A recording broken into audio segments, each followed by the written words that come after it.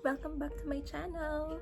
So, mag-update tayo. This is with regards to the update for the OWA verification.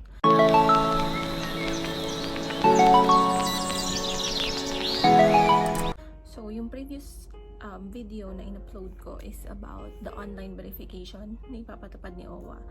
So, up until now, wala pa din tayong balita if na-roll out na ba siya or hindi pa.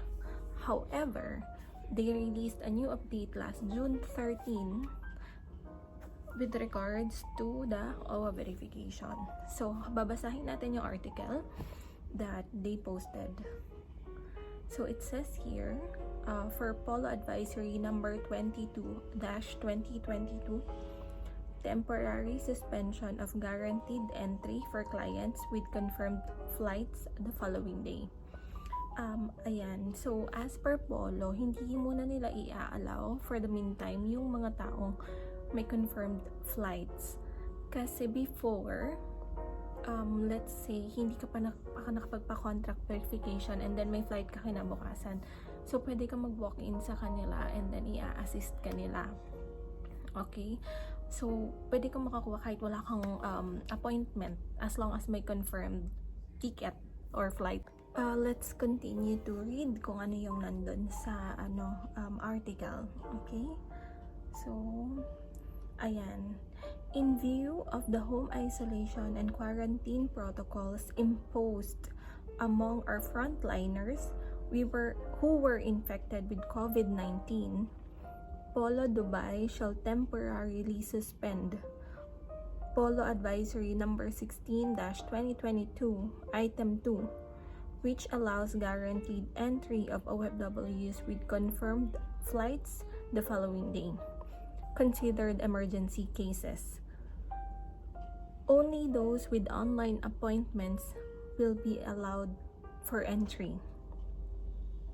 In case of no appointment but with confirmed emergency flights back to the Philippines, may we reiterate the Item number 3 or Item 3 of POLO Advisory 16-2022, which allows OFWs representatives to come on their behalf. As an alternative, and per POLO Advisory number 21-2022, reiterating POEA Memorandum Circular number 23, Series of 2021, it is possible for OFWs not in possession of verified contracts to process their OECs in the Philippines, provided they present the complete requirements and follow the procedures identified in the said issuance.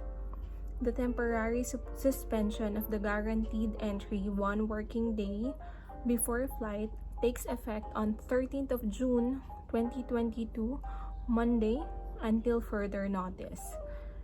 Okay, and then so they also posted yung mismong advisory. So ipa-flash ko na lang din siya dyan sa screen para makita niyo yung mismong advisory from POLO.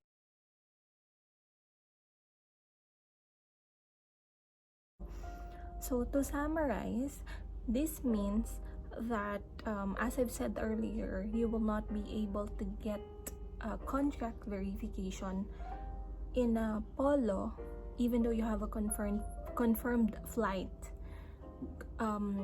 then the following day, unlike before, because of COVID-19 issues, because there are some staffs who got infected. And then when I read the article, it says here, for emergency purposes, you can ask your authorized representative to get the OWA verification for you. So, let's say, nag-travel ka na sa Philippines and then hindi pa verified yung contract mo. So, before ka kumuha kasi ng OEC, you need a verified contract. So, what they said is, you can ask someone, an authorized person here in Dubai, to process the OWA verification for you. And then,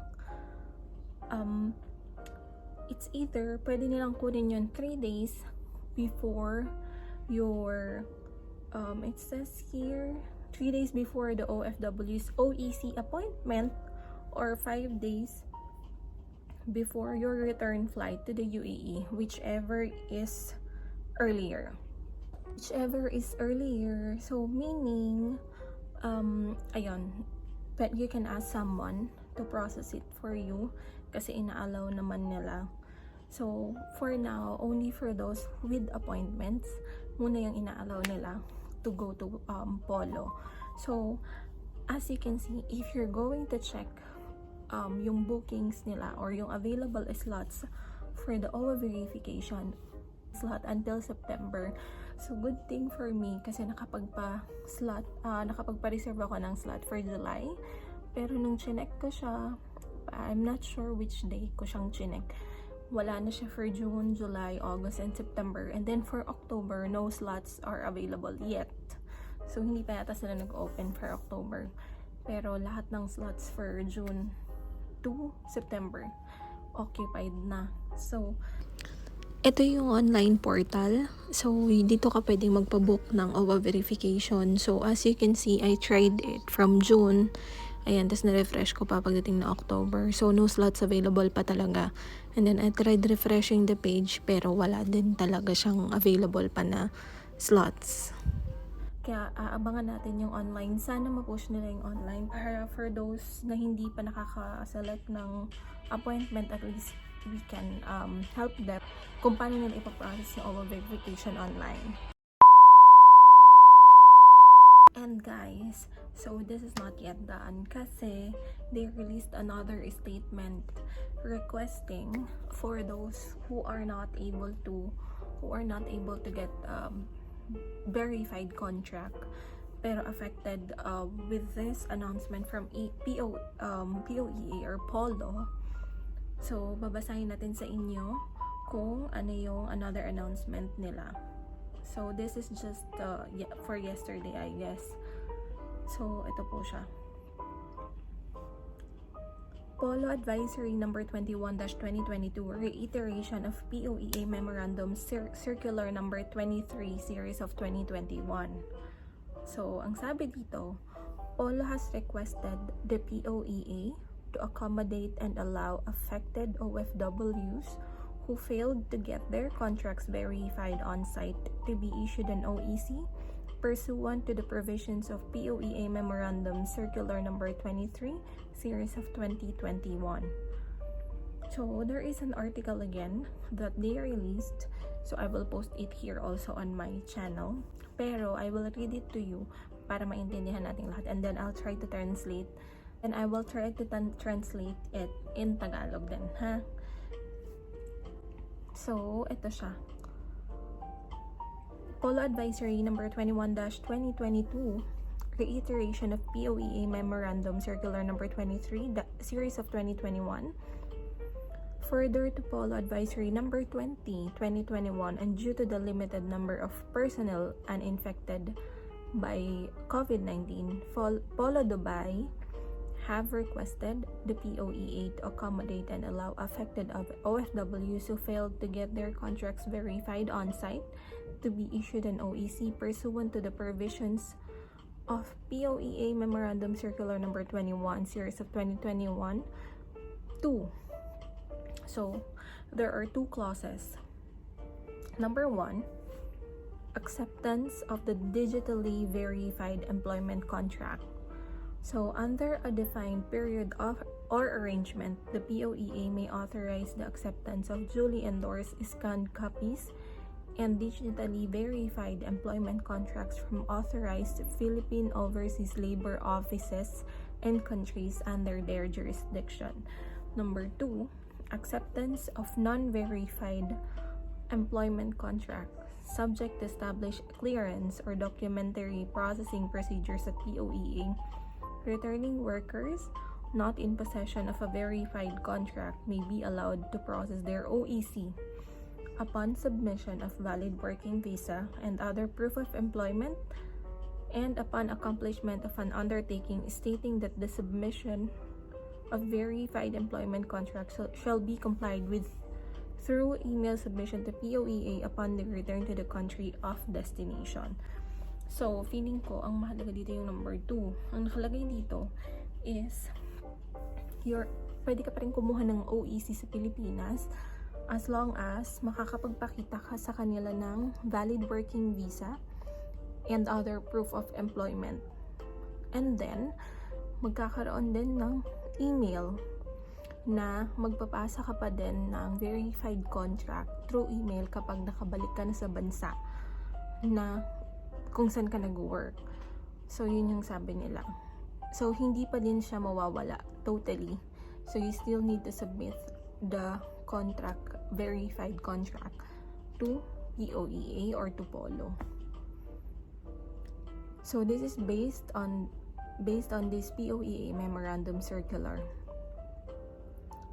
So, it is possible for OFWs not in possession of verified contracts to be allowed to process their OECs in the Philippines, provided they present the complete requirements